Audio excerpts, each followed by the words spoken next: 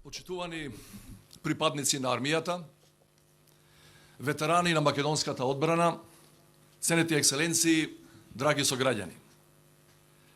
Чест ми е да ве поздравам на овој јубилеен ден, 30 години од создавањето на македонската армија.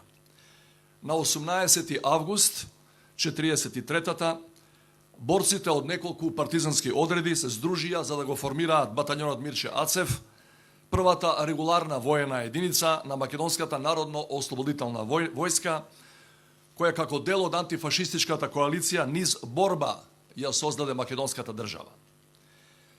Како што во Втората светска војна војската ја создаде државата, во 92-та независната македонска држава создаде своја армија.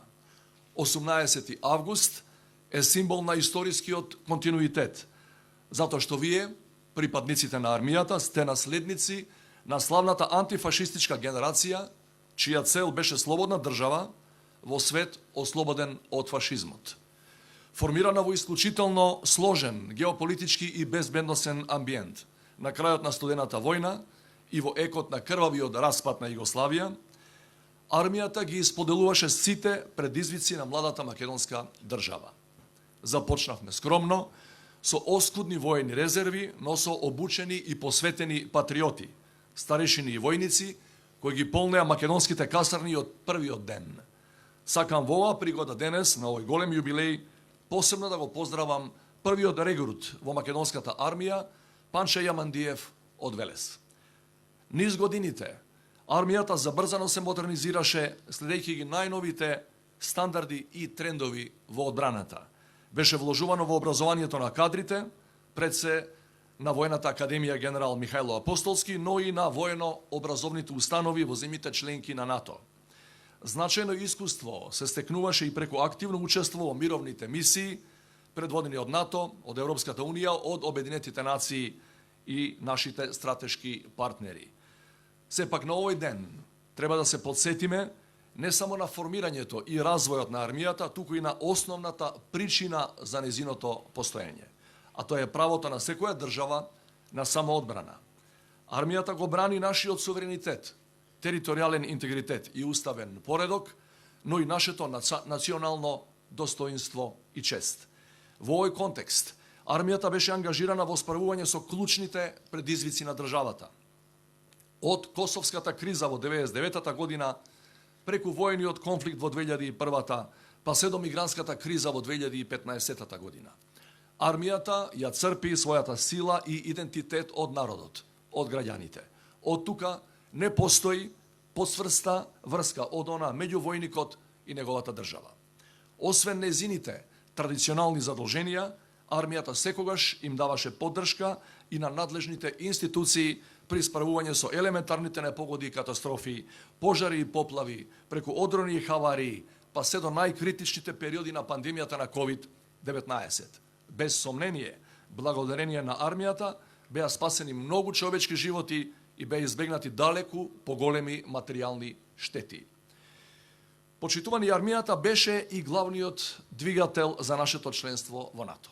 Уште на самите почетоци, државата ја дизајнираше македонската одбрана со јасна цел и намера еден ден таа да биде целосно интегрирана во евроатлантскиот безбедносен систем. Од тогаш минавме низ неколку периоди на непринципијални надворешни блокади и погрешни внатрешни приоритети, што го забавува нашиот од кон колективните безбедносни системи. Но армијата се реформираше во континуитет и помогна да не отстапиме од реализација на нашата стратешка цел.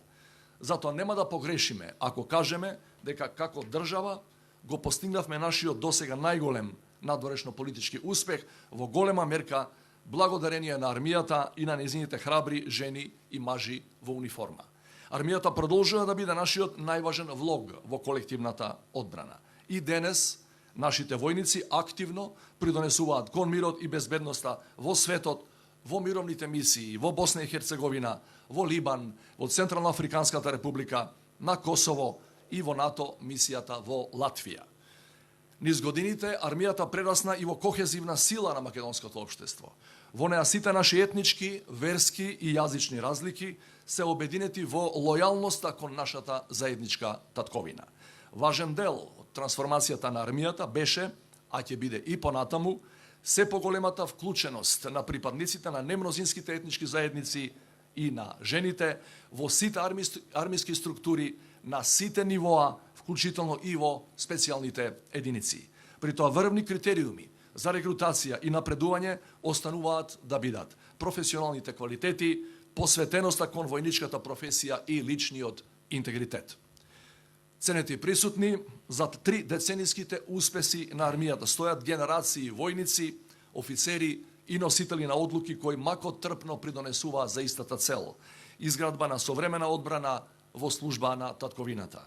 За нивниот придонес во изминативе 30 години многу поединци, учесници во мировни мисии и формацијски единици со право беа одликувани за нивните индивидуални и колективни заслуги. Денеска, како врховен командант на вооружените сили, имав чест да ги одликувам првиот министер за одбрана, професорот Трајан Гоцевски, логистичката база на армијата и организацијата на резервни офицери на Република Северна Македонија со ордени за воени заслуги.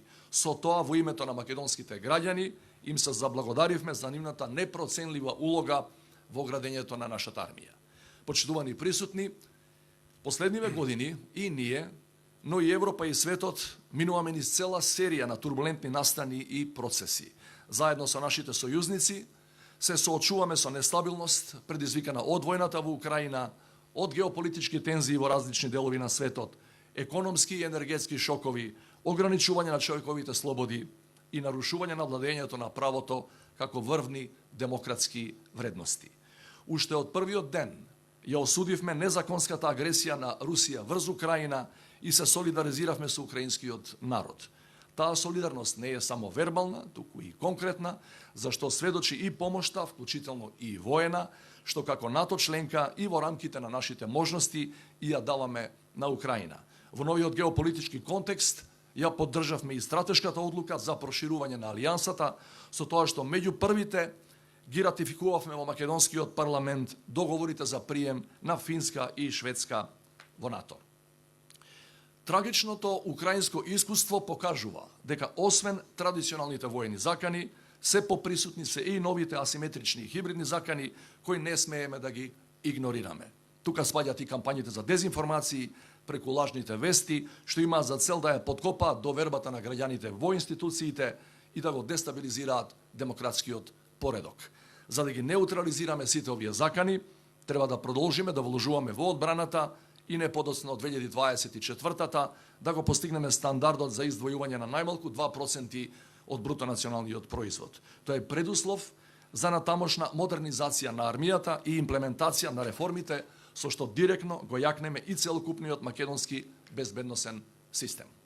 Почитувани припадници на армијата, во оваа јубилејна година, кога го славиме минатото и ја проектираме иднината, свесни сме за најголемиот товар што го носите токму вие, храбрите мажи и жени во униформа. Сигурен сум дека како и досега, така и одсега, ќе продолжите да бидете одговорни и совесни чувари на државата, заштитници на граѓаните, стожер на нашето мултиетничко општество и влог и во националната и во колективната одбрана и безбедност. Нека е за многу години денот на армијата, да живее Република Северна Македонија.